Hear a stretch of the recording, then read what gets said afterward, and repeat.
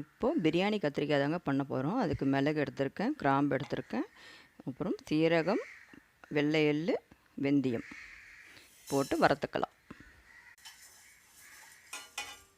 இந்த வேர்க்கடலையும் போட்டு வறுத்துக்கங்க. வறுத்துட்டு தூள் பண்ணணும். இப்போ வறுத்தாச்சு. இது நான் தூள் பண்ணிடுறேங்க. இங்கே பாருங்கள், எண்ணெய் ஊற்றிருக்கேன். கொஞ்சம் அதிகமாக தான் ஊற்றணும் இந்த கத்திரிக்காய் கிரேவிக்கு. கடுகு, மிளகு, சீரகம், தாளிப்பு, பூண்டு போட்டுக்கோங்க.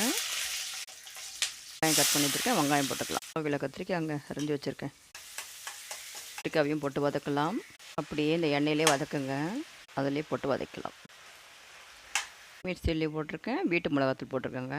உங்கள் காரத்துக்கு தவிர போட்டுக்கோங்க. ஏன்னா நான் மிளகுலாம் கூட அரைச்சிருக்கேன்ல, வேர்க்கடலை அதோட ஊற்றிக்கோங்க.